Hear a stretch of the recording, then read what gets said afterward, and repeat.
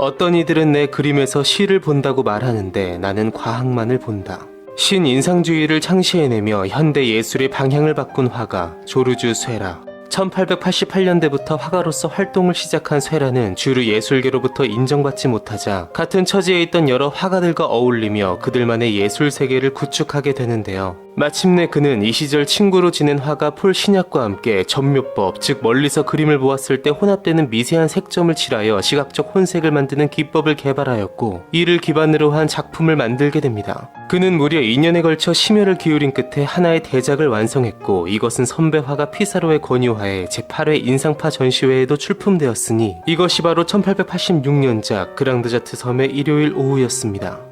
파리의 센강 주변 한적한 전원지대 그랑드자트 섬. 센강을 바라보며 각자의 방식대로 자유롭게 휴식을 즐기고 있는 사람들의 모습. 강을 바라보며 서 있는 사람 혹은 누워 있는 사람, 강을 등지고 있는 사람, 딸의 손을 잡고 걸어오는 여성. 이 그림은 1880년대 파리 시민들이 파리 교회 그랑드자트 섬에 모여 강변을 산책하며 휴식을 즐기는 모습을 그리고 있습니다. 대부분의 사람들이 정장과 중절모, 양산 등 복장을 갖추고 있는데 반해 그림 왼쪽 밑의 남자는 민소매 티를 입고 있어서 눈에 확 띄는데요. 이 남성은 노동계층으로 추측됩니다. 당시 파리는 그랑드자트 섬을 중심으로 왼쪽에 부유한 사람들, 오른쪽에 노동계층의 사람들이 살았다고 하니 평소 나뉘어 살던 이들도 휴식을 즐길 때는 계층에 상관없이 이 그랑드자트 섬에 함께 모여 어우러졌다고 볼 수 있겠습니다. 또 그림 오른쪽에 정장을 입은 신사가 서 있고 그 옆에 검은색 상의와 모자, 양산을 쓰고 뒷자락이 크게 부풀린 파란 치마를 입고 있는 여자가 보이는데요. 이 여성은 그녀의 애완동물로 보이는 원숭이에게 목줄을 걸어 함께 산책을 나온 듯 보입니다. 흥미로운 것은 당시 프랑스에서 원숭이가 음란함을 상징했다는 것인데요. 그렇기에 쇠라는 이 여성을 곧 매춘부로 묘사한 것이 아닌가 하고 추측되고 있습니다.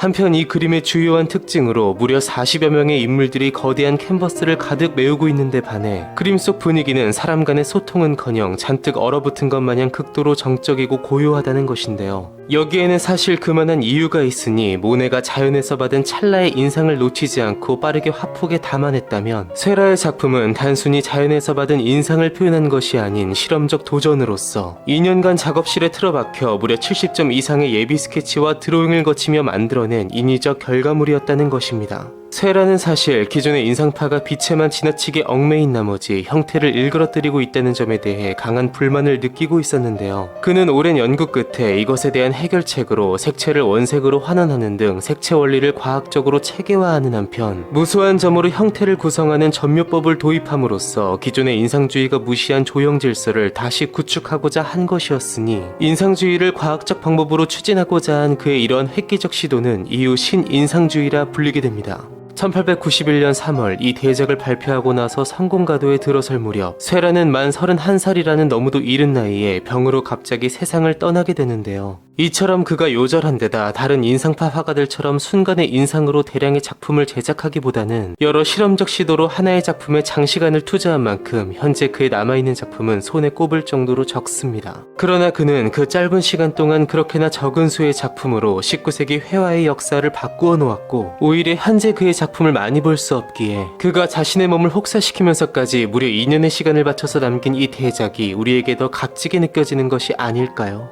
KPI의 아트 앤 히스토리는 계속 새로운 그림과 함께 여러분을 찾아갑니다.